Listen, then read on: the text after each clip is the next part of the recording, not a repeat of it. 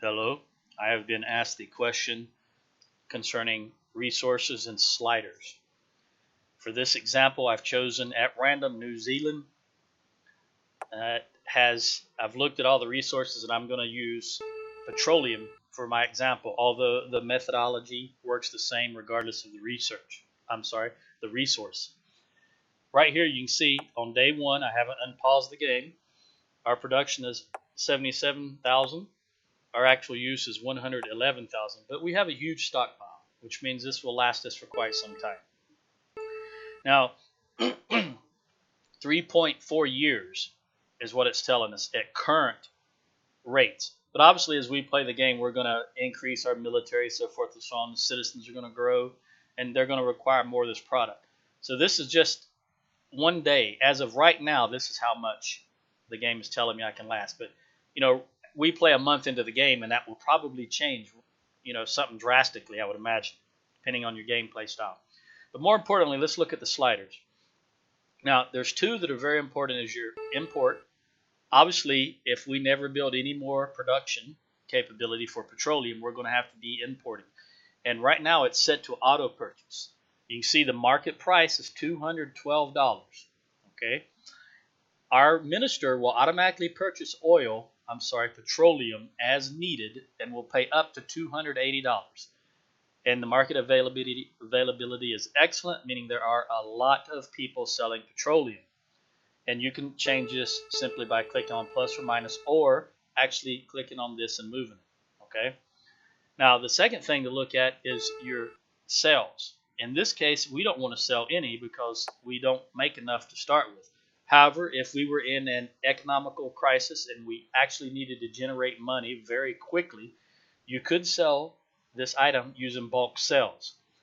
You can sell up to the maximum quantity you have. You see we have 43 million. Well, we could sell all 43 million at one go. Now, there is no country in the world that's going to buy that much at one go, but that places that amount on the market. And since the market price is 212, we were to move it down to about 208 or even 200, 198. That still gives us 1% current markup, and it's a good deal. It's a bargain for everyone else in the world. We would probably have a lot of people buying that, and that would generate some good income for us. It's very simple. It's very self-explanatory. Now, there are some instances. Generally speaking, the AI ministers will do a good job. But like I said, sometimes you get in a military crisis since you have no control over your DEFCON anymore, and you wind up spending more money than you want to. You may need to lock out the minister and manually set the prices. This is for the domestic price. You definitely don't want to sell anything if you don't have any to start with. Now, this capacity, industrial output, 100% of capacity, that's exactly what it says. What it means is what it says. We have the capacity to produce 77,692, and we are doing exactly that. Now, demand means we would only meet, let's say, for example, we could produce 200,000 and we only had 111,000 being used. If we put it on demand, that means our industry would only make 111,977 every day.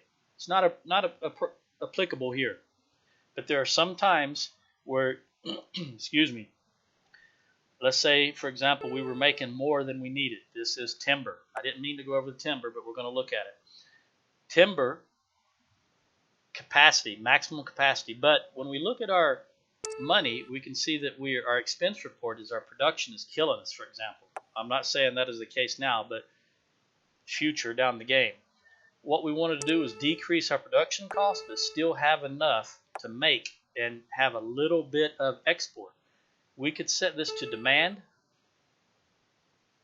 plus 10%. That means we would meet 100% of our demand and still have 10% extra to go into the stockpile and trade on the world market.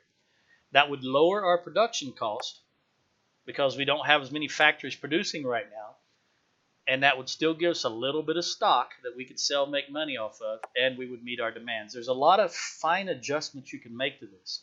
And there's a lot of downsides and some positive sides to go on either route. The downside to doing this is if you were formerly working at max capacity and you cut your factories down to just demand plus 110, that means people are going to be unemployed. Unemployed people no longer pay taxes into the treasury. So it's a balancing act that you really have to work with depending on which country you're playing with. Some countries may be a little easier than others. Some are much harder than others depending on what they start with. So again, the concepts are the same no matter which country it is, but you need to look at your individual positions, whatever country you play, as far as what resources you have available. A good example here is consumer goods. Looks like we have a huge production. We produce more than twice as much consumer goods as we need, which means we could sell these on the world market. And I imagine they would sell very nicely.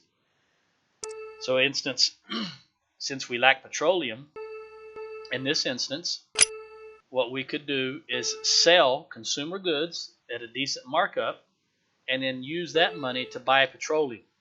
You see how that works? You sell whatever your country is really good at producing, use the money generated to buy the products in return, or use that excess revenue to build industries up in your nation, which is ultimately the best way to go because then it employs your population and gives you tax revenue. Now, if you have a low if you have a low unemployment rating like 3.9%, you really cannot expand your industries a whole lot. The game works best, in my opinion, at about 5% unemployment. Anything below 3%, and there's a lot more factors coming into play and your costs start rising. But I hope this brief overview helped you. If you have any questions, don't hesitate to ask me. Ciao.